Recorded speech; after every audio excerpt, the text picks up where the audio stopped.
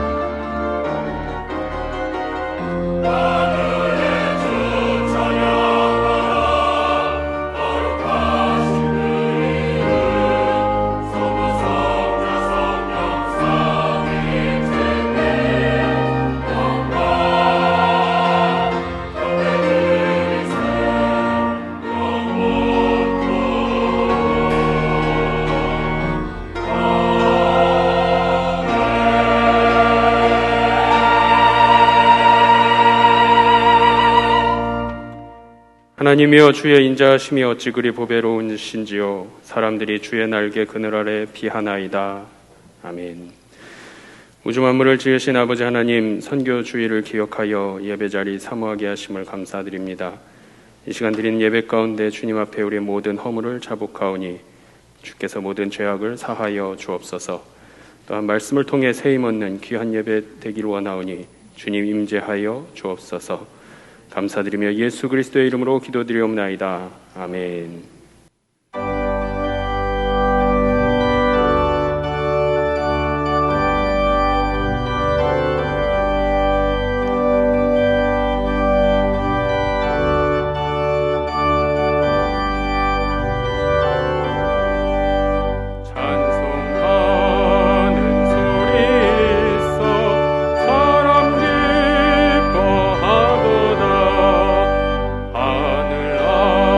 아버지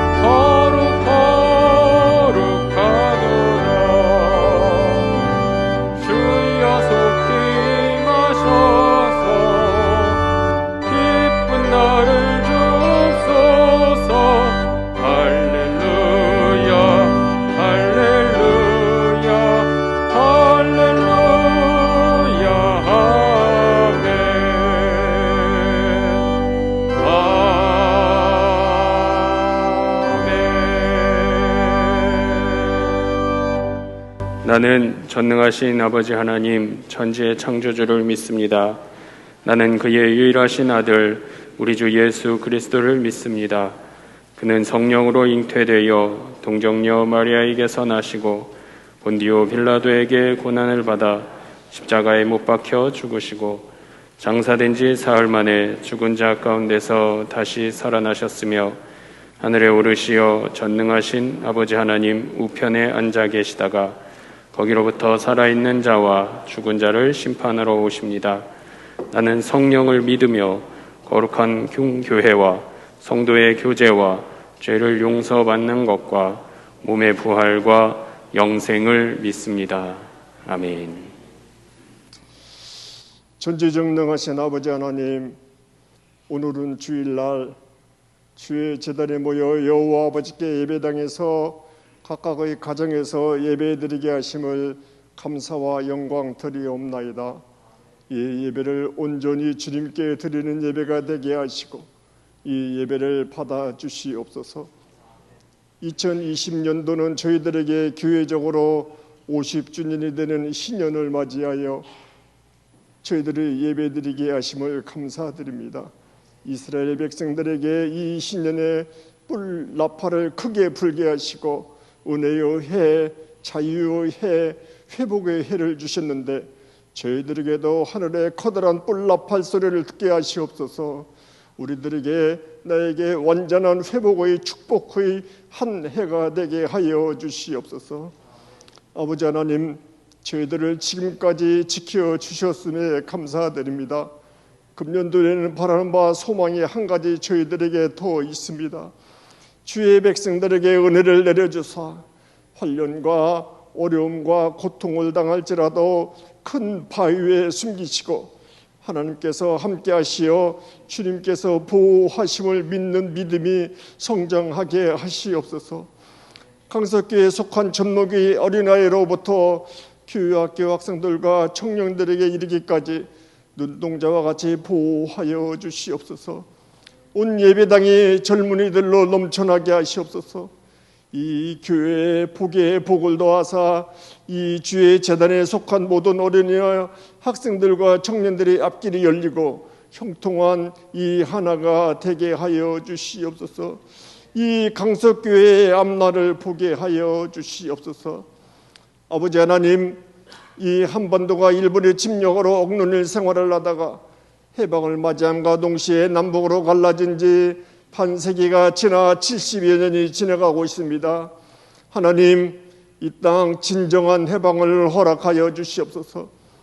남과 북이 복음적으로 통일되도록 주여 도와주시옵소서. 해방 직후의 이념 농쟁의 혼란 속에서 인문을 이해한다는 사회주의를 주창한 공산 세력이 1인 체제의 독재 정권으로 오늘날까지 이어지고 있으며 그리스도인들을 탄압하여 많은 주의 백성들이 자유를 찾아 남쪽으로 왔음을 기억합니다. 이 잘못된 이념에 속아 혼돈의 사회가 되지 않도록 아버지 하나님, 이 땅, 이 나라 대한민국 지켜주시옵소서. 전쟁이 사라지게 하시고 남과 북이 자유로이 무역하게 하여 주시오며 왕래가 이루어지게 하시옵소서. 금년도에는 대통령을 뽑는 선거가 있습니다. 하나님을 경외하고 나라와 백성을 사랑하며 공의와 정의를 세우고 평화로운 나라로 이끌어갈 수 있는 지도자가 선출될 수 있도록 주께서 인도하여 주시옵소서. 우리 국민들에게 지혜를 허락하여 주시옵소서.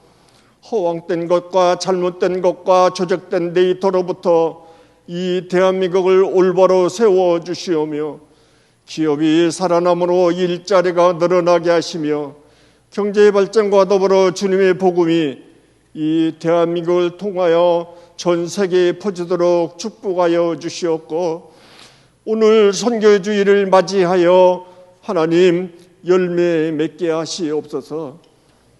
빛과 소금이 되라고 주문하신 예수님, 현 세상에 살고 있는 우리들에게 삶과 생활 속에서 어두운 곳에 빛을 발하게 하시고 부패한 곳에 소금의 역할을 하도록 주여 도와주시옵소서. 오늘 이 예배를 통해서 하나님의 미세한 음성을 듣게 하시고 주님을 만남으로 우리들의 영과 육의 질병 문제, 자녀들의 문제, 가정의 문제, 직장과 사업장과 경제적인 모든 문제를 해결받는 역사가 이 예배를 통하여 이루어지게 하시옵소서. 대선지자 엘리야도 천사를 만남으로 힘을 얻음과 같이 저희들도 천사를 만나게 해 주시옵소서. 강단 위에 세우신 이덕헌 담임 목사님에게 능력과 성령을 허락하여 주시어서 하나님의 사자로서의 역할을 다하도록 강건하게 하시옵소서. 강석계를 받들어 섬기는 교육자들과 당회원에게도 함께 하시며 이 예배를 돕는 할렐루야 찬양대 위에 함께 하시고 찬양과 영광을 올려드리게 하시며 듣는 우리들에게는 커다란 기쁨이 되게 하시옵소서. 하나님, 이 코로나 팬데믹에서 완전히 회복되는 역사가 이 한 해 신년에 일어나도록 주여 도와주시옵소서. 이 모든 말씀을 우리 주 예수 그리스도의 이름으로 간절히 기도드리옵나이다. 아멘.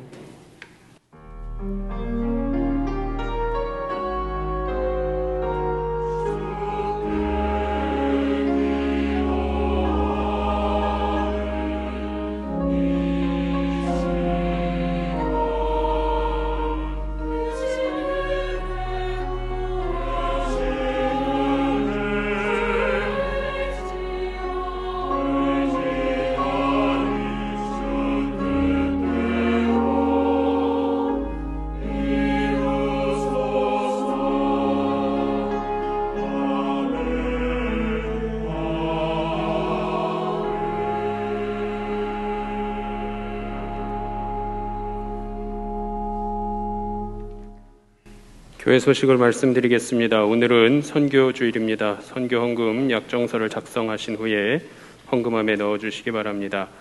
주일 1, 2, 3부 예배는 대면 예배와 온라인 예배로 드립니다. 자세한 내용과 교회 학교 예배는 주보를 참조해 주시기 바랍니다. 모임입니다. 여전도의 협의회가 3부 예배 후에 갈릴리 예배실에서 있습니다. 알림입니다. 강서지방회 교육원 주관 임직 후보자 교육이 17일과 18일에 본 교회당에서 있습니다. 장로, 권사, 안수집사 후보자분들은 주보를 꼭 확인하신 후 참석해 주시기 바랍니다.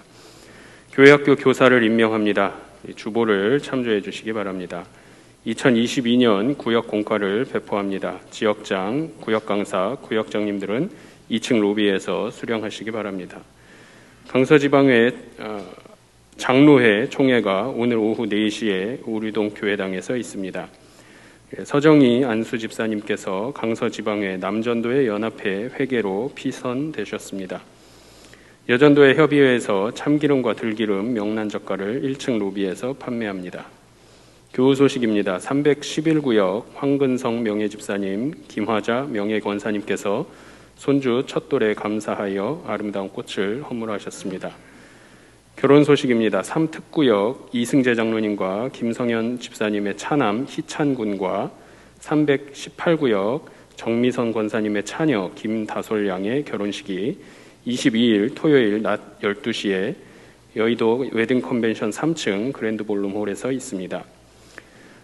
4특구역 이용찬 안수 집사님과 최상숙 권사님의 장녀 한솔 양의 결혼식이 22일 토요일 오후 4시 30분에 부천 MJ 컨벤션 5층 파티오 볼룸홀에서 있습니다. 소천 소식입니다. 404구역 김현령 권사님 부친께서 지난 9일 주일에 소천하셨습니다. 한태한 장로님의 장인 되시고 이인의 명예권사님의 남편 되십니다. 장례를 마쳤습니다. 유가족 위해 기도해 주시기 바랍니다. 316구역 왕선영 집사님의 부친께서 지난 13일 목요일에 소천하셨습니다. 윤여준 집사님의 장인 되십니다. 장례를 마치시고 예배에 참석하셨습니다. 잠시 자리에서 일어나 인사해 주시기 바랍니다. 자리에 앉아 주십시오. 장례를 마친 두 가정의 유가족 위해서 계속 기도해 주시기 바랍니다. 이제 515장 부르시면서 봉헌하겠습니다.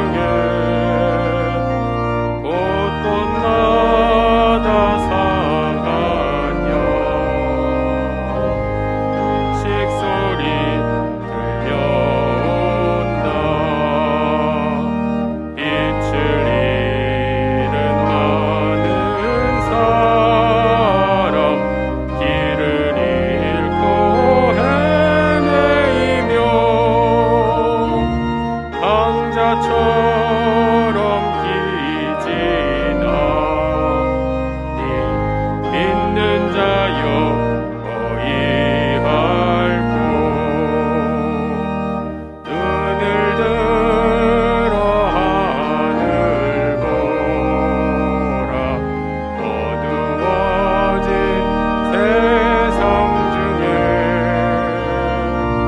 외치는 자 많건 많은 생명수는 말랐어라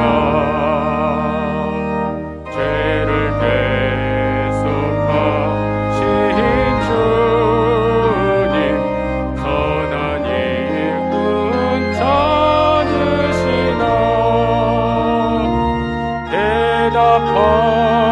대답하리오니 나 믿는 자여 어이할고 눈을 들어 하늘 보라 살아계신 주 하나님 약한 자를 부르시며 하늘 뜻을 전하셨다 생명수는 홀로 예수 처음이요 나중이라 주님 너를 부르시 나 믿는 자여 어이할고 눈을 들어 하늘 보라 다시 사신 그리스도 만 백성을 사랑하사 오래 참고 기다리셔 인내하신 우리 구주 의의 심판하시는 날 곧 가까이 나는데 믿는 자여 어이할고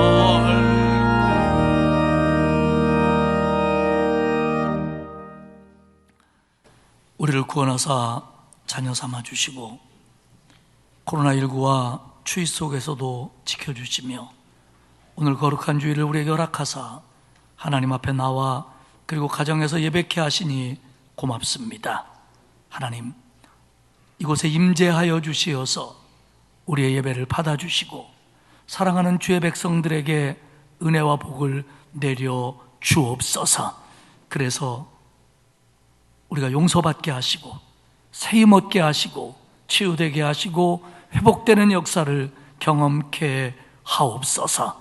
오늘 저희들이 하나님 앞에 감사하는 마음으로 예물을 봉헌하오니 받으시옵소서. 주일헌금을 드립니다. 감사 예물을 바칩니다. 하나님 받으시고 드린 손길들 위에 은혜를 내려 주옵소서. 또한 10의 1조를 드립니다. 그 가정 위에 복을 주셔서 평안하게 하시고 건강하게 하시고 형통하게 하시고 그리고 기도마다 응답되므로 복을 내려 주옵소서. 구제헌금, 장학헌금, 국내외 선교헌금을 드립니다. 복음에 빚진 마음으로 땅끝까지 주의 증인되라고 하는 명령에 순종하는 마음으로 드리는 예물이오니 이 물질 보내시고 쓰실 때에 하나님의 영광 드러나며 한 영혼이라도 구원하는데 밑거름이 되게 하시옵소서. 기도 제목을 담아 소원헌금을 드리는 마음들을 흠양하사 응답하여 주옵시고 오늘 꽃꽂이제물을 드리는 권사님의 가정을 축복하사 자손 모두가 강건하게 하시며 영육간에 복을 받게 하옵소서. 하나님, 이 나라를 긍휼히 여겨 주옵소서. 대립과 반목과 갈등으로 점철되어 있는 이 땅의 역사를 고치시고 지금의 이 나라를 하나님 바로잡아 주옵소서. 그래서 하나님의 정의가 강물처럼 흐르는 나라 되게 하시고, 특별히 대통령 선거를 통해서 하나님 마음에 합한 자가 지도자가 될 수 있도록 도와주시옵소서. 우리 교회 희년의 기쁨이 온 성도들의 삶 속에 구체적으로 드러나게 하시고, 특별히 연로하신 어른들 하늘의 소망이 오늘 하루를 살아가는 큰 힘이 되도록 도와주시며, 크고 작은 질병으로 고통받는 성도들을 기억하사 주님 안수하여 주시고 얼굴빛을 비춰주사 치유되고 회복되게 하옵소서. 또한 가정적인 문제, 가족의 문제, 직장의 문제, 경제적인 문제 많이 힘들어하는 성도들이 있사오니 주여 불쌍히 여기사 기도마다 응답되게 하시고 바로잡아 주옵소서. 우리의 자녀들을 축복하시되 교회 학교 아이들을 말씀으로 길러주시고 우리 모든 자녀들이 신앙 안에서 바로 서며 믿음으로 승리할 수 있도록 그들의 앞날을 축복하여 주옵소서. 아버지 하나님, 이번 한 주간도 살아갈 때에 하나님께서 우리 성도 한 사람 한 사람을 붙들어 주시어서 하나님이 방패되어 주시고 하나님이 보호막이 되시고 하나님이 피난처 되어 주시어서 코로나와 여러 가지 질병과 사고와 위험으로부터 보호해 주시고 평안하고 감사하고 기쁜 한 주간이 되도록 만들어 주옵소서. 우리의 삶 속에 이번 한 주간도 하나님의 놀라운 역사가 나타나며 이 예배를 통하여 크신 은혜 주실 줄 믿고 예수님 거룩하신 이름으로 기도드리옵나이다. 아멘.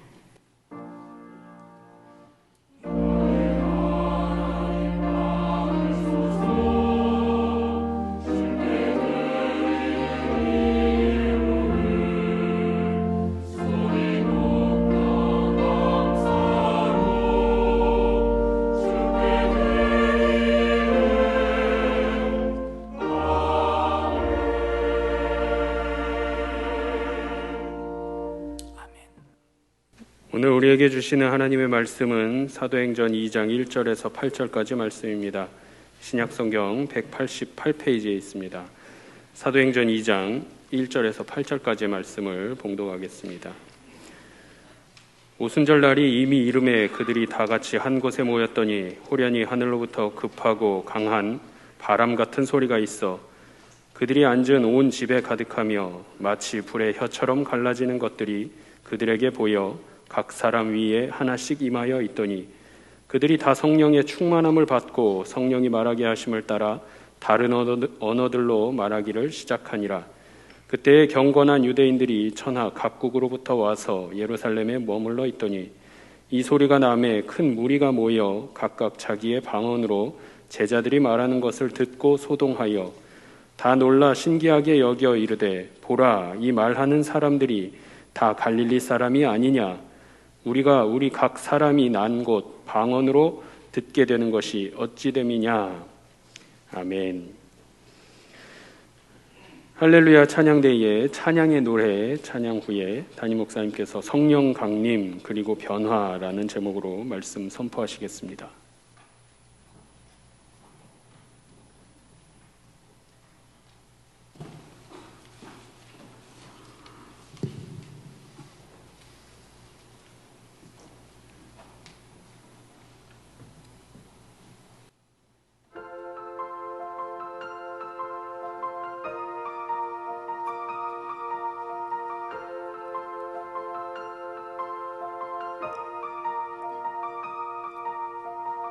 저 하늘 가득한 주님의 영광,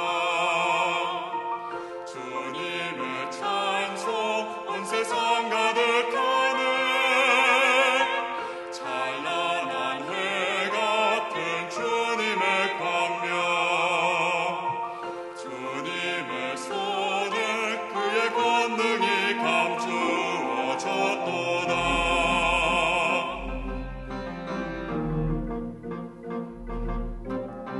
저 하늘 가득한 주님의 영광,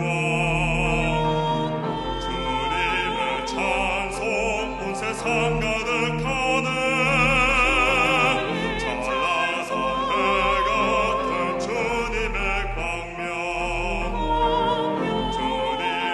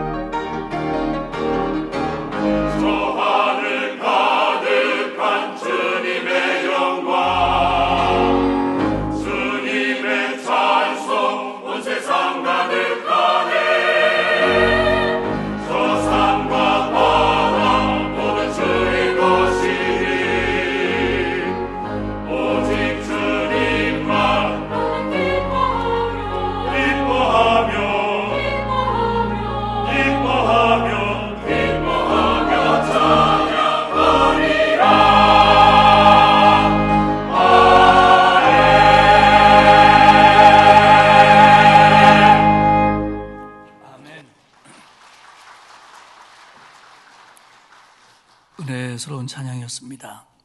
지금 솔로한 우리 여자 청년이 토요일 날 시집갈 아가씨예요. 그 옆에 있는 남자가 신랑은 아니고요. 신랑은 뭐 다른 교회 지휘자라고 그래요. 우리 지휘자님 딸이고, 또 우리 이승희 장로님하고 또 결혼식이 토요일 날 2가정이 있는데, 3가정이죠. 그러니까 2팀이 있는데 여러분들 많이 축복해 주시기를 바랍니다. 내일 모레 이틀 동안 우리 교회에서 지방의 교육원이 주관하는 임지 후보자 교육이 있습니다. 장로님들 후보자는 월요일 날 아침 9시부터인가 하루 종일이고요. 권사님, 안수 집사님 대상자들은 월요일, 화요일 각각 저녁에 있습니다. 불참하면 임직할 수 없고요. 참여하시는 분들은 성실하게 교육에 임하시기를 바랍니다. 사실 저는 월요일 날 오전에 장로님들 대상자들 교육을 제가 1시간 해야 되기 때문에 그 교육하고 저녁에 교육되어지는 걸 보고 화요일에 기도원에 여러분의 기도 제목을 가지고 들어가려고 계획을 했습니다만은 코로나 이 방역 지침이 좀 더 강화가 돼가지고 내용적으로는 지금 기도원들이 기도하는 사람들의 숙식을 제공할 수가 없게 되어 있어요. 그래서 가지 못하게 되어서 좀 더 지켜보면서 제가 한번 기도원에 다녀오려고 지금 그렇게 준비를 하고 있습니다. 사도행전 전체를 요약하면 이렇습니다. 데오빌로요, 당신은 지금부터 내가 얘기하는 이야기를 잘 믿기 어려울 겁니다. 오순절 날에 하나님께서 12제자를 비롯한 120명의 성도들에게 성령을 내려주셨습니다. 그들은 성령 강림 이후에 서로 다른 언어를 말하기 시작을 했고, 베드로의 강력한 설교는 3,000명이나 회개하고 돌아오게 만들어 초대교회가 시작이 됐습니다. 이것이 바로 사도행전 2장의 얘기입니다. 그 중에서 앞부분인 13절까지의 말씀을 중심으로 성령 강림 그리고 변화라는 제목으로 은혜를 나누도록 하겠습니다. 누가복음 2장은 언제, 어떻게, 어디서 사도들과 성도들에게 예수님이 약속하신 성령이 임했는가에 대해서 기록을 합니다. 그리고 하나님의 영이신 성령이 그들에게 임한 이 사건은 그들의 사명, 그러니까 예루살렘에서부터 땅끝까지 이르러 그리스도의 증인이 돼야 된다고 하는 이 사명을 감당하기에 충분한 하나님의 능력이었다라는 걸 사도행전 2장은 설명을 해주고 있습니다. 먼저 첫 번째 생각할 것은 성령 강림입니다. 1절에 보면 오순절날이 이미 이름에 그들이 다 같이 한 곳에 모였더니, 성령 강림의 때와 장소를 얘기합니다. 근데 그때가 오순절날이라는 겁니다. 오순절은 유대인의 3대 절기 중 하나로서 6월절이 지난 다음에 7주간이 지나서 혹은 50일째 되는 날에 지켜지는 절기라 그래서 77절, 일주일이 7번 지난 날, 혹은 오순절, 50일째 되는 날. 여기서 순은 한자로 열흘을 가리키는다는 겁니다. 상순, 중순, 하순 할 때 오순, 5번의 열흘이 지나갔다는 거죠. 그래서 77절 오순절이라고 부르고요. 이날은 사실 밀수확의 첫 번째를 거두고 하나님 앞에 감사를 드리는 감사절기였습니다. 오순절이 우리로 말하면 맥주감사절 같은 겁니다. 그런데 후에 가서 모세가 시내산에서 율법을 받은 그 기념일과 의미가 같은 날로 부합되면서 오순절날 후에 가서는 모세가 율법을 받은 기념일이다 라고 말하는데, 성서학자들은 이러한 생각들은 유대교의 일정 분파에서 나온 생각이었을 것이다, 이렇게 정리를 합니다. 오순절날에 장소는 어디였느냐? 그들이 다 한 곳에 모였더니, 120명의 성도들이 주의 말씀을 붙잡고 함께 모여 기도하던 그곳, 마가의 다락방이라고 알려진 그곳, 거기서 한 곳에 같은 자리에 다 같이 모여 있었다는 겁니다. 그런데 오순절날이 이미 이름에, 여기서 이름에라고 하는 이 단어는 특정한 날의 도래, 일정한 수의 날이 채워짐, 이런 뜻입니다. 그러니까 예수님이 말씀하실 때, 야, 예루살렘을 떠나지 말고 아버지가 약속한 것을 기다려라. 그러면 몇 날이 못 되어 성령으로 세례를 받으리라 얘기한 그날이 와서 그 날들이 채워져서 드디어 성령이 임했다. 그런 표현입니다.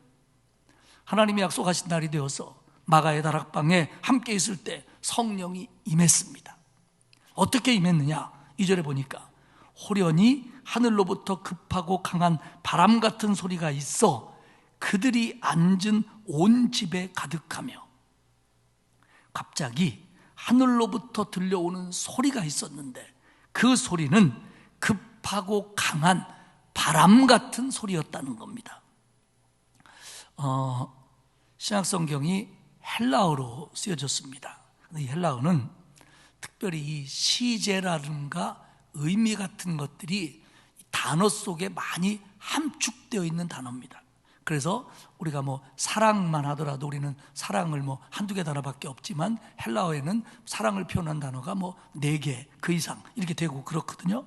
그렇기 때문에 저도 헬라어에 대해서 깊이 있게 잘은 모릅니다만은 성서학자들의 얘기는 뭐냐면, 여기서 이 사용된 단어, 이 소리가 들렸다라고 하는 것은 이 소리 자체는 초자연적인 역사로 그 방 안에서 소리가 들렸지만 그 소리는 그들이 들어본 혹은 들을 수 있었던 강한 바람 소리였다는 거예요. 그러니까 그들이 들으면 이거 강한 바람 소리인데 이렇게 느끼는 소리였다는 겁니다.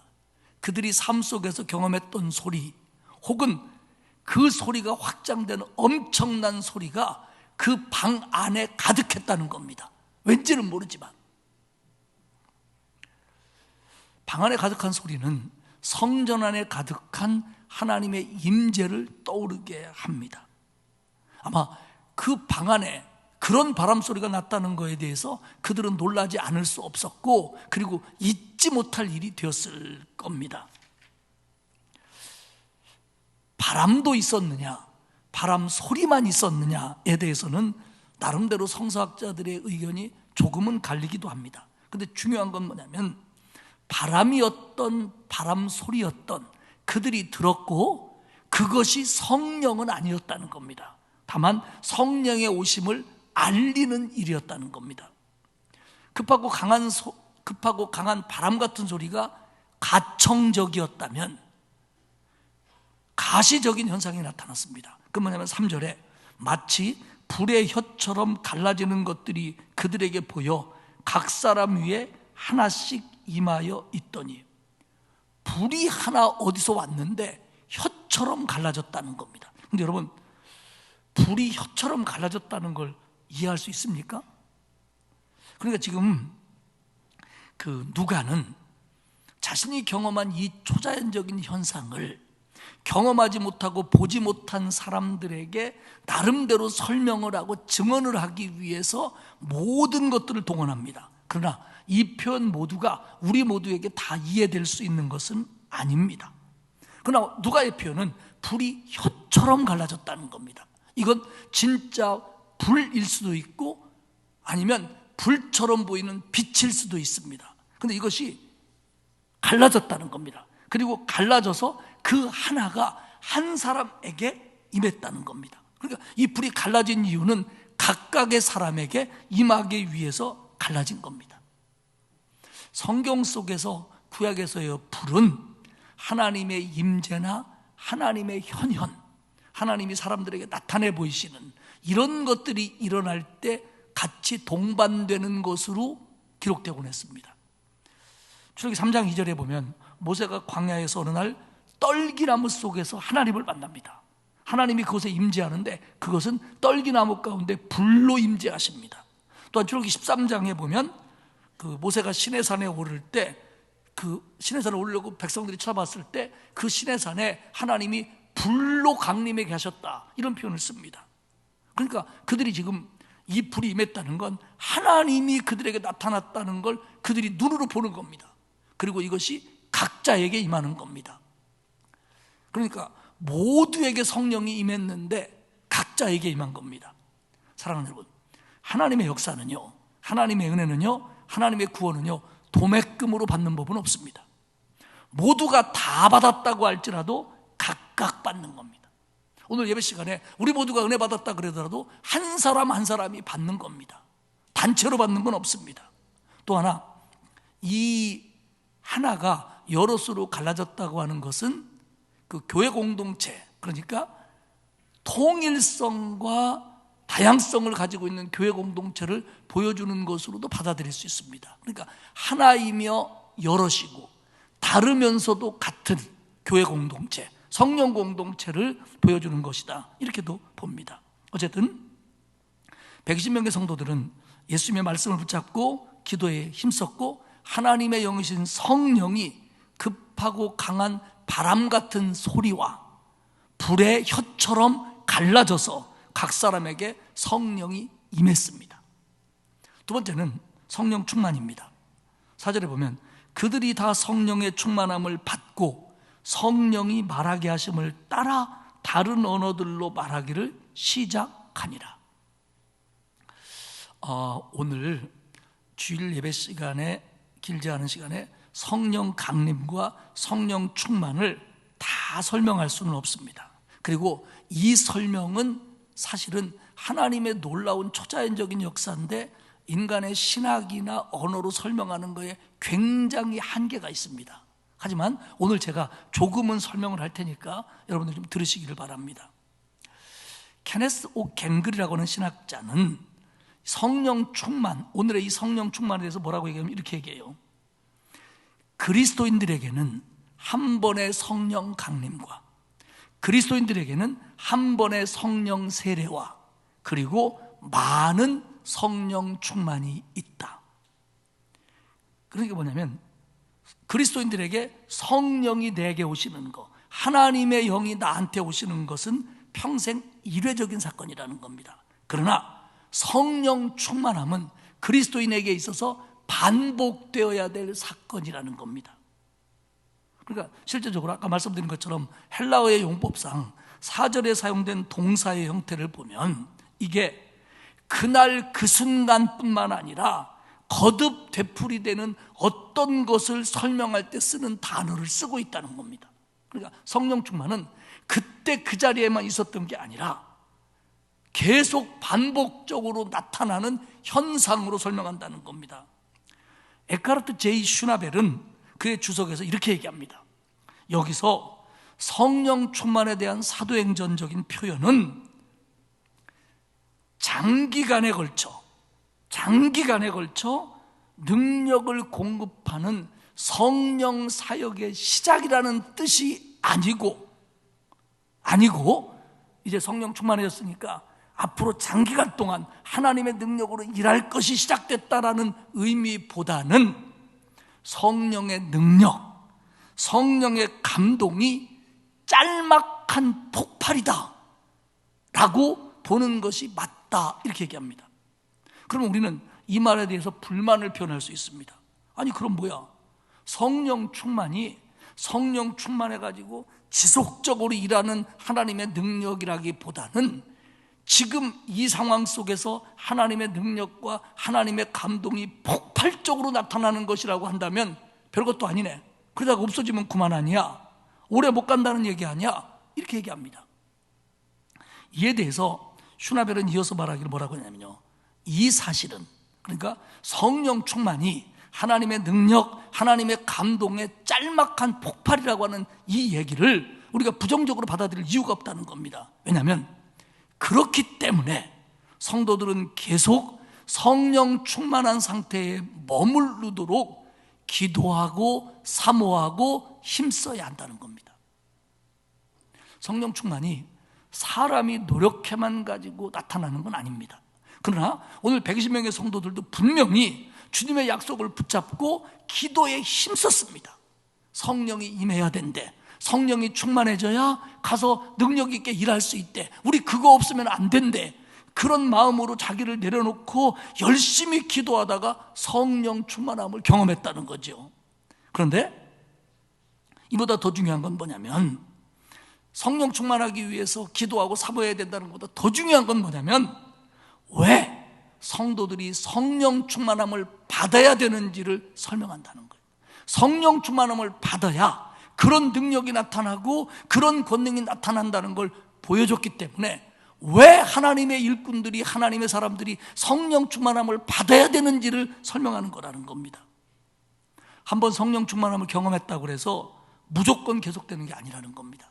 성령 충만함을 받고 유지하고 다시 나타나게 하기 위해서 정말로 기도하고 사모하고 영성을 가져야 되고 이런 일들을 우리에게 보여준다는 겁니다. 사랑하는 여러분, 성령 강림, 성령의 임재는 내게 이례적인 사건입니다. 그렇지만 성령 충만은 성령이 임한 사람들에게 나타나는 폭발적인 하나님의 권능입니다. 그래서 이것은 세상을 이기게 하는 힘이고요, 하나님의 사역에 놀라운 열매를 나타나게 하는 그런 능력입니다. 그렇기 때문에 이거는 우리가 늘 가지려고 노력해야 되고 그 안에 머무르려고 노력해야 되고 그것을 사모해야 된다는 겁니다. 저는 중고등학교 때, 초등학교도 그렇고 시골에서 어른들 부흥회 할 때 참석을 했습니다. 왜냐하면 그때도 신앙이 워낙 좋았으니까요. 근데 그때 부흥 강사님들이 그래요. 꼭 설교를 하시면 그때는 뭐 생활적인 설교 이런 것보다도 회개하라, 성령 받아라 그런 걸 강조했는데요. 가면 막 성령 받아라 막 그러십니다. 그럼 막 그 양반이 성령 주는 것처럼 막 우리는 성령 받으려고 막 어떤 할머니는 앞에 앉아갖고 막 입을 쫙쫙 벌리면서 받으려고, 그래서 막 화끈해지고 막 눈물이 나고 성령 받은 것 같았어요. 다음에 부흥하는데 다른 강사님이 또 성령 받으래. 아, 이게 1회 접종 갖고 되는 게 아니구나, 2회 접종 받고 이게 계속 접종해야 되는 거구나. 그래갖고 그렇게 성령을 받는 줄 알았어요. 근데 아닙니다, 여러분. 성령은, 하나님의 영은 한 번 이미 우리에게 오셨어요. 하나님은 바울을 통해서 고린도전서 12장 3절 하반절에 이렇게 얘기합니다. 성령으로 아니하고는 누구든지 예수를 주시라 할 수 없느니라. 정말 예수님을 구주라고 믿는 사람들은 하나님의 영이 오지 않고는 그렇게 믿을 수 없다라는 겁니다.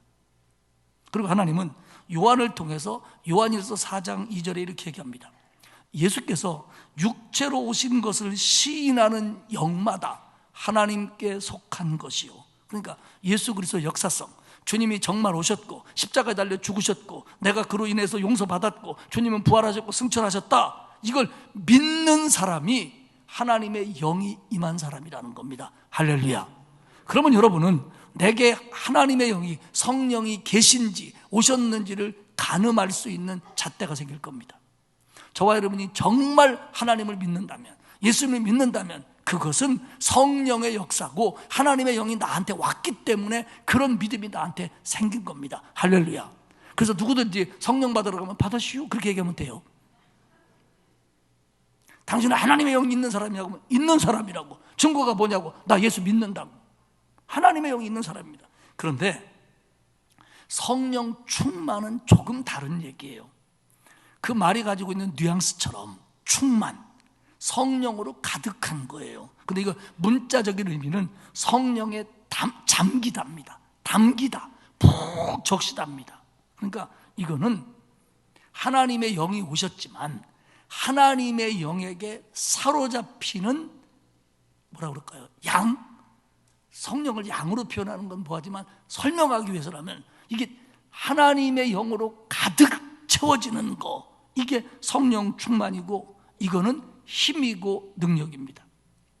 저는 예수님을 믿습니다. 그렇기 때문에 성령이 내 안에 오신 거예요. 또한 저는 목사입니다. 그래서 저는 성령 충만을 사모합니다. 하지만 비밀이지만 제가 늘 성령 충만한 건 아닙니다. 우리 집사람하고 싸울 때는 성령 충만하지 않아요. 성령 충만하면 불리해. 그런데 제가 정말 제가 살아가는 삶, 제가 하는 일 가운데서 정말 더 성령 충만하기를 간절히 바랄 때가 있습니다. 그때가 언제냐? 설교할 때입니다. 제가 설교할 때 정말 성령 충만해서 내 힘이나 내 말재주가 아닌 하나님의 능력이 나타나서 우리 성도들에게 감동을 주어 저들에게도 하나님의 은혜가 임하게 해주십시오 라고 그렇게 바라고 사모하고 성령 충만한 가운데 설교하려고 노력합니다. 왜냐하면 이게 제가 성령 충만해야 될 이유예요. 그러면 여러분, 설교 준비할 때는 성령 충만하지 않고, 말씀 준비할 때는 겸손하지 않고, 지가 다 할 것처럼 하다가 설교할 때만 성령 충만하길 바란다면 이게 맞는 걸까요? 이게 될까요? 그렇기 때문에 내가 매일 성령 충만해야 될 이유가 거기 있는 거예요. 우리 성가대원들은 다른 때도 다 성령 충만해야 되지만 특별히 여러분들이 받은 사명 중에 가장 귀한 사명이 뭐냐면 찬양하는 거잖아요. 그러면 이때 더 성령 충만하기 위해서 사모해야 돼요. 오버하라는 게 아니라. 그러면 그렇게 되기 위해서는 성령 충만한 마음으로 연습해야 되고, 적어도 오늘 차 타고 오면서 차 안에서 성령 충만하려고 애써야 돼요. 다시 말씀드립니다. 내가 애쓴다고 다 되는 건 아니에요.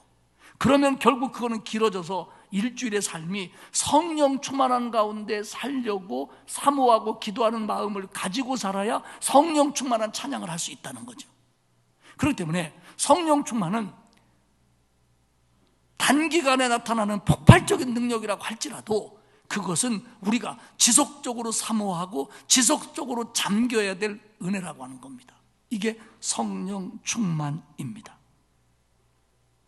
그러면 그때 사도행전 2장에서 성령 충만함으로 나타난 일에 대해서 생각을 하겠습니다. 4절입니다. 그들이 다 성령의 충만함을 받고 성령의 말하게 하심을 따라 다른 언어들로 말하기를 시작하니라. 그들에게 성령 충만하니까 그들이 갑자기 다른 언어로 말하기 시작했다는 겁니다. 다른 언어. 5절에 의하면 그때가 오순절이었습니다. 오순절날 다른 곳에서 온 사람들이 많았다는 겁니다. 다른 곳에서 온 사람들이라는 건 누구냐면 이스라엘은 우리가 알고 있는 것처럼 북왕국이 아수르에게 망하고 남왕국이 바벨론에게 망한 다음에 많은 사람들이 아수르와 바벨론으로 끌려갔어요. 그리고 1차, 2차, 3차, 4차 포로귀환에 의해서 예루살렘으로 돌아오는데 돌아온 숫자가 간 사람에 비하면 전부가 아니었습니다. 그러면 그들은 아수르나 바벨론 지역에 살다가 그 나라들이 이런 나라한테 먹히고 저런 나라한테 통합됨으로 말미암아 지중해를 중심으로 다 흩어졌습니다. 북아프리카로 이란, 이라크, 터키, 그리스, 로마, 스페인, 오늘날로 이렇게 다 처음에 그렇게 유대인들이 흩어졌습니다. 이들을 디아스포라라고 그래요. 흩어진 유대인.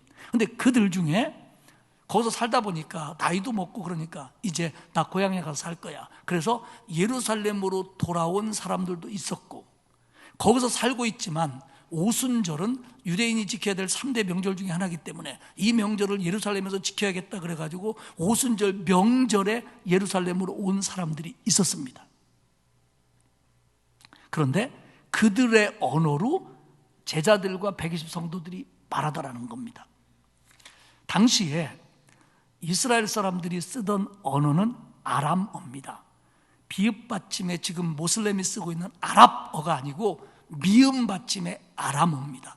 아람어는 당시 이스라엘을 중심으로 한 근동 지방의 국제 혼성어입니다. 그러니까 히브리어와 주변에 있는 언어들이 합쳐져 가지고 섞여서 한 언어가 됐는데 이게 아람어입니다.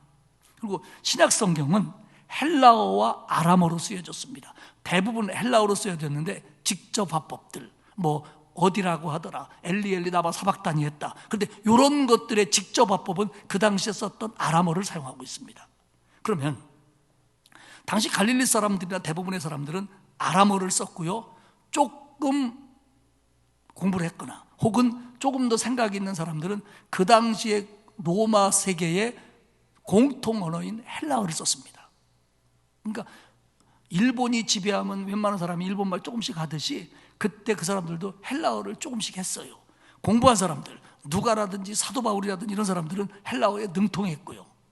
그런 상태인데 지금 다른 지역 사람들, 아까 얘기한 사람들, 그들은 어떤 언어를 썼냐면 헬라어를 알고 있을 수도 있었지만 대부분 자기 동네 말밖에 모르는 거예요. 지금 우리가 말하고 있는 그 당시의 나라들도 여러 지방으로 나뉘어가지고 서로 말이 달랐어요. 그래갖고 자기 나라 언어들, 자기 동네 지방 언어들밖에 모르는 거예요. 그런데 그들이 2장 7절과 8절에 보면 다 놀라 신기하게 여겨 이르되 보라 이 말하는 사람들이 다 갈릴리 사람이 아니냐. 우리 각 사람이 난 곳, 조상들이 이주해 와서 거기서 태어나고 거기서 자라나고 거기서 교육받았겠죠. 난 곳 방언으로 듣게 되는 것이 어찌 됨이냐.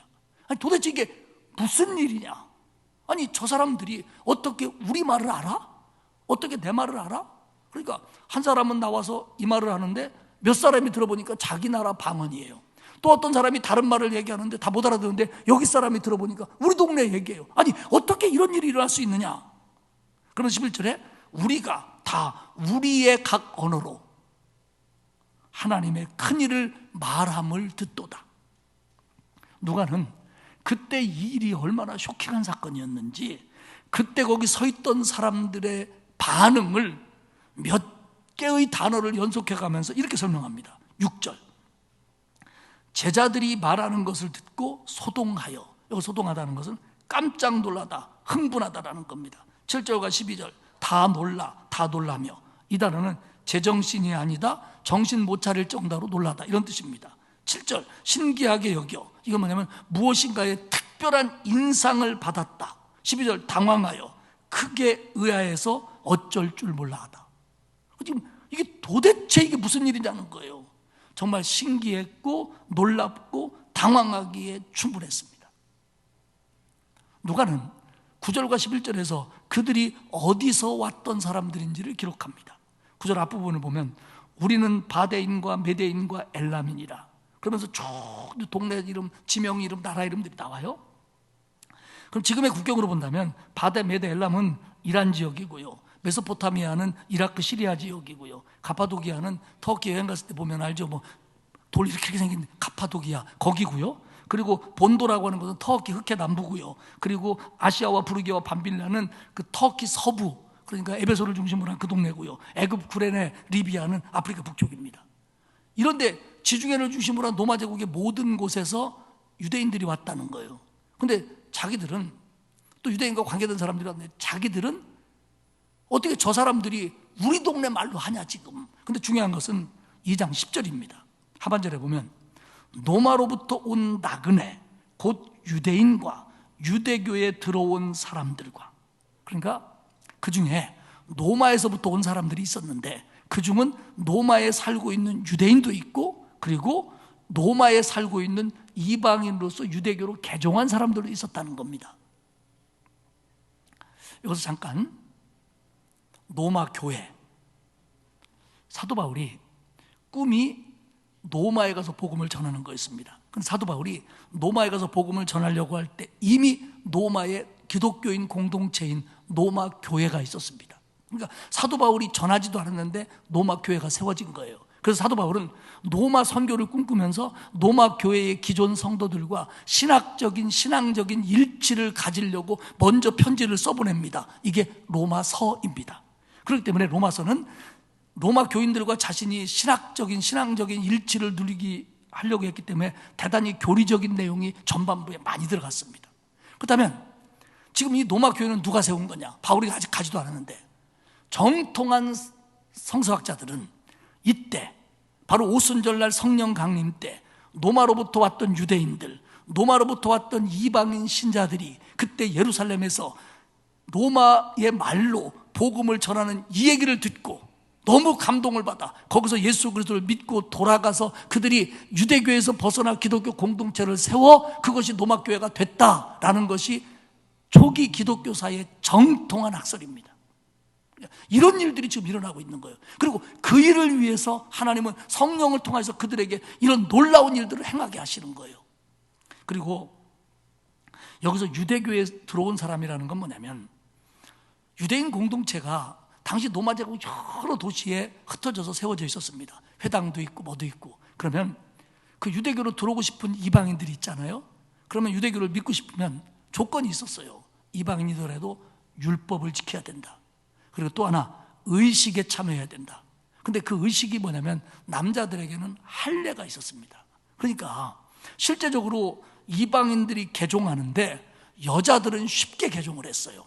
그런데 남자들은 아무리 유대교가 좋고 하나님을 믿고 싶어도 이게 할례 부분에 걸리는 거예요. 자기들 의식이 아니기 때문에. 그래서 마음으로는 들었지만 의식적으로는 못 들었어요. 그래서 그런 사람들을 표현하기를 뭐라고 그러냐면 가끔 하나님을 경외하는 사람으로 이렇게 표현합니다. 어디에 하나님을 경외하는 사람으로 아무개가 있었더니, 이거 뭐냐면 유대교로 개종하지는 못했지만 유대교 신앙을 가진 사람이다. 물론 여자에게도 쓰기는 하지만요. 그런 의미입니다. 그러니까 결국 노마에서 유대인도 왔고 유대교로 개종했거나 아니면 유대교로 개종하지는 못했지만 그래도 마음으로는 하나님을 믿고 있는 사람들이 왔는데 그들이 자기들의 말로 놀라운 하나님의 큰 일을 얘기하는 걸 그들이 들었다는 겁니다. 이게 그날 사도행전 2장에서 성령 충만함으로 나타난 눈에 보이는 역사였어요. 그럼 우리는 여기서 사도행전 2장의 이 역사, 방언의 역사와 그리고 고린도전서 12장에서 방언과의 비교할 필요가 있습니다. 지금 이 사도들을 통해서 나타난 이 일과 고린도교회 은사였던 방언은 두 개 다 하나님이 주신 은사임은 똑같습니다. 그런데 사도행전 2장의 이 방언은 그 지역 사람들이 특정한 지역이지만 알아들을 수 있는 말이었고, 그리고 이날 이후로는 교회 역사 속에서 나타나지 않은 역사입니다. 모르지요. 성경이 아닌 다른 곳에서 어디선가 선교 지역에서 이런 역사가 나타났는지 모르지만 흔히 나타날 수 있는 역사가 아니었다는 겁니다. 그런데 고린도전서 12장의 방언은 지금도 나타나고 있는 하나님의 은사고요, 이 말은 방언을 통역하는 은사가 가진 사람이 있기 전에는 알아들을 수 없는 말입니다. 서로 다른 역사입니다. 중요한 건 두 가지 다 하나님이 하신 일이라는 거예요. 그런데 여러분, 우리가 주의해야 될 건 뭐냐면 성령 충만함을 통해서 나타난 역사들, 성경의 역사든 어떤 사람을 통해 나타난 역사든 어떤 교회를 통해서 나타난 역사든 간에 이 성령 충만을 통해서 나타난 역사를 언제나 성령 충만하기만 하면 나타나는 역사로 획일화시키거나 보편화시키면 안 된다는 얘기입니다. 무슨 얘기냐면 어떤 사람이 선교를 나갔어요. 야, 사도행전에서는 그 지역 사람의 말로 하나님이 필요하니까 말할 수 있게 해주셨어. 내가 거기 지금 말 모르지만 하나님이 역사하시면 그 말 할 수 있을 줄 믿어. 그래갖고 막 기도하고 막 했어요. 안 돼. 여러분, 그러면 야, 저 사람은 성령 충만하지 않으니까 그 말을 못하는구나, 이렇게 말하면 안 된다는 거예요. 하나님이 어떤 방법으로도 역사하시겠죠. 저 같으면 하나님 내게 지혜를 주사, 성령으로 나에게 건강을 주사, 내가 열심히 공부해서 그 말을 배울 수 있도록 해주십시오, 이렇게 했을 것 같아요. 그러니까 어느 때 나타난 성령의 역사, 어느 사람을 통해서 나타난 성령의 역사, 어떤 교회를 통해서 나타난 성령의 역사를 모든 교회에게, 모든 사람에게, 모든 때에 나타나는 성령의 역사로 획일화시키면 안 된다는 거예요. 더군다나 그걸 가지고 그렇지 않으니까 성령 충만하지 않다, 이렇게 말하면 안 된다는 거예요. 하나님은 그때 거기에 맞게 역사하시는 거예요. 이때는 워낙 급했고 이렇게 안 하면 안 될 때니까 그렇게 역사하신 겁니다. 말씀을 뵙겠습니다. 오순절날 성령의 충만함을 받은 사람들에 의해서 나타난 하나님의 역사는 여러 지역의 말로 복음을 전할 수 있는 것이었어요. 그리고 이어서 베드로가 설교해서 3,000명이 돌아오는 역사가 나타나고요, 그리고 3장에서는 나면서부터 걷지 못했던 성전에서 구걸하던 거린이 걷게 되는 역사가 나타납니다. 그런데 여러분, 사도행전이 강조하는 성령 충만의 가장 큰 역사는, 사도행전이 성령 충만을 통해서 가장 말하고 싶어하는 건 뭐냐면 성령 충만함을 받은 사람들이 바뀌었다는 겁니다. 성령 충만함을 받은 사람들이 변화됐다는 거예요. 그들이 예수님을 부인하고 숨고 해를 당할까 봐 벌벌 떨던 그곳인 그 예루살렘에서 성령 충만해지자 겁먹었던 그들이 담대해지고 숨었던 그들이 뛰쳐나와 그들이 부인했던 예수 그리스도의 십자가와 부활을 담대하게 전하게 되었다. 그리고 그들은 목숨을 걸고 나가서 복음을 전했다. 이게 사도행전이 얘기하는 성령 충만의 모습이라는 겁니다.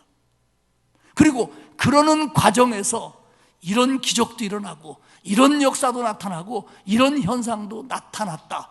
그건 성령 충만한 사람들이 하나님의 말씀을 전하고 영혼을 구원하기 위한 수단이었다. 이렇게 설명하는 게 성령 충만입니다. 그렇기 때문에 성령 충만은 목표는 아닙니다. 그러나 성령 충만함을 통해서 하나님의 일을 하는 겁니다. 기적이나 성령 충만함의 어떤 현상들은 목표는 아닙니다. 다만 그런 것들을 통해서 하나님이 높아지고 그리고 하나님의 교회가 확장되는 겁니다. 투너라고 하는 신학자는 이런 얘기를 해요.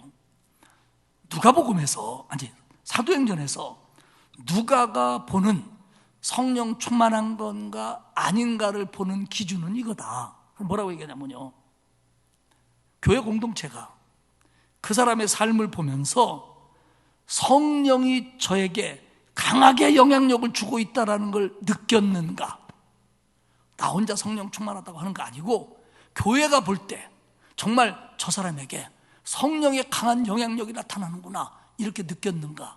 그리고 또 하나, 성령의 은혜와 은사가 종종 그를 통해 나타나는 것을 볼 수 있나. 이게 누가가 보는 사도행전에서 성령 충만함의 기준이었다는 거예요. 물론 이 말이 다 맞는 건 아닙니다. 그리고 지금 제가 설명한 것이 모든 성령 충만함을 다 설명할 수는 없는 거라는 것도 압니다. 근데 분명한 건 뭐냐면 성령 충만함은 여기서 시작되는 거지만 이것만은 아니라는 거예요. 여기에만 있는 게 아니라 이것이 나오는 거고 이것이 힘을 쓰는 거고 이것이 열매 맺는 거예요. 그러니까 성령 충만함은요, 성령 충만하면 충만할수록 그리스도인이 그리스도인답게 살 수 있는 힘이 있어요. 성령 충만함은 하나님이 우리에게 주신 사명을 감당하는 힘이 생기는 거예요. 이게 성령의 충만함입니다. 그렇기 때문에 똑같은 일을 당해도 기뻐할 수 있고요, 똑같은 상황 속에서도요 더 감사할 수 있고요, 똑같은 형편 속에서도요 더 순종할 수 있는 거예요. 왜? 성령의 충만함으로 말미암아. 이걸 양으로 설명할 수 없지만 양으로 설명한다면 성령이 충만하면 충만할수록 이 모든 것들이 효율적이고 절대적이고 그리고 강하다는 거예요. 그러니까 어떤 분이 기뻐할 수 없는 상황 속에서 기뻐한다. 성령의 역사입니다. 감사할 수 없는 상황에서 정말 나는 감사한 모습이 마음이 들고 감사한 모습으로 산다. 성령 충만함입니다. 지금 그 양반은 건강이나 상황으로 볼 때 헌신할 수 없어. 근데 진심으로 하나님 앞에 헌신하고 있다. 이건 성령의 충만함이에요. 성령의 충만함을 다른 것으로 오해하지 않길 바랍니다. 그리고 다른 현상들이 더 먼저라고 생각하지 않길 바랍니다. 성령 충만함은 하나님의 영이 나한테 오셔서 나를 하나님의 백성으로 구원해 주시고, 그리고 그 성령에게 내가 얼마나 순종하고 얼마나 사모하고 얼마나 의지하고 그 성령 충만함을 얼마나 기대하느냐를 가지고 나타나는 그리스도인의 힘이라는 거예요. 힘이라는 거예요. 살아내는 힘이고 감사하는 힘이고 기뻐하는 힘이고 일하는 힘이고 전도하는 힘이고 하나님을 영화롭게 하는 힘이라는 거예요. 이게 성령 충만함이고, 하나님은 그것을 위해서 제자들을 보낼 때마다 쓸 때마다 성령 충만함으로 그들을 이끌어갔어요. 왜? 자기들 힘 갖고는 안 되니까. 지금 제자들 성령 충만하지 않았으면 나와서 그런 얘기 못 하거든요. 그럴 능력도 없고요. 말씀을 마치겠습니다. 사랑하는 여러분, 우리 코로나19를 살아가는 게 많이 힘들어요. 그리고 정말 내 몸 하나 지키기도 바빠요.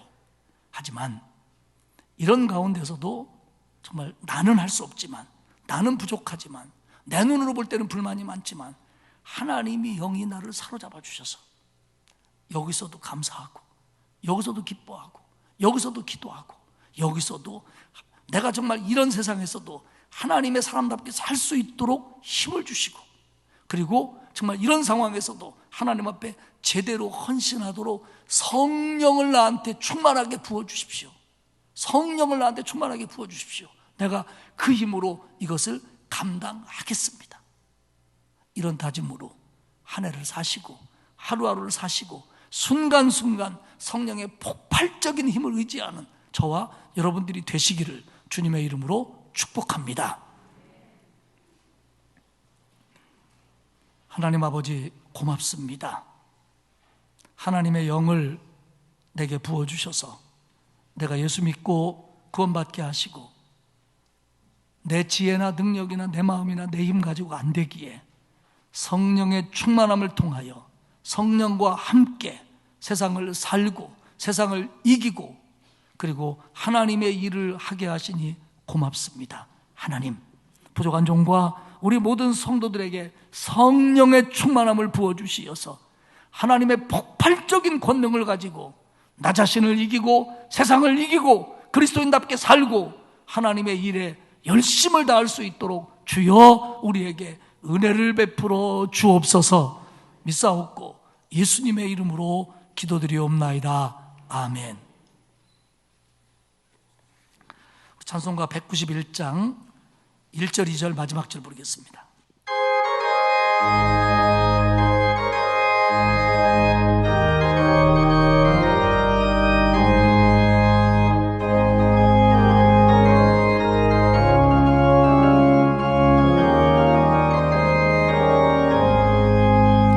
내가 매일 기쁘게 순례의 길 행함은 주의 팔이 나를 안보함이요 내가 주의 큰 복을 받는 참된 비결은 주의 영이 함께함이라.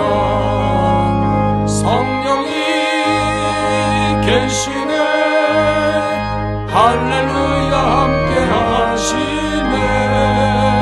좁은 길을 걸으며 밤낮 기뻐하는가 주의 영이 함께함이라. 전에 죄에 빠져서 평안함이 없을 때 죄수 십자가의 공로 힘입어 그 발 아래 엎드려 참된 평화 얻으면 주의 영이 함께함이라. 성령이 계시네 할렐루야 함께하시네. 좁은 길을 걸으며 밤낮 기뻐하는가 주의 영이 함께함이라. 세상 모든 욕망과 나의 모든 정욕을 십자가의 힘이 못을 막았네.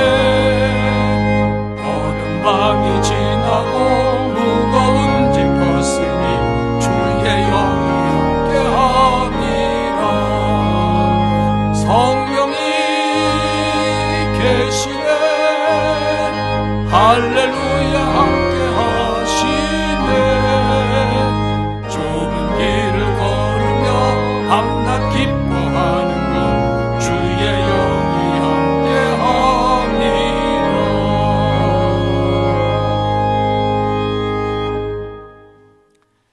이제는 우리 주님 예수 그리스도의 은혜와 하나님 아버지의 크고 넓으신 사랑하심과 성령님의 감화감동 위로 교통하시는 역사가 오늘 주의 말씀을 듣고 하나님의 영이 내 안에 계심을 믿으며 더욱 성령 충만할 것을 사모하는 온 성도들 머리머리 위에와 자녀와 가정과 일터 위에와 그리고 우리 교회와 이 나라 위에 이제로부터 영원토록 함께하옵시기를 간절히 축원하옵나이다.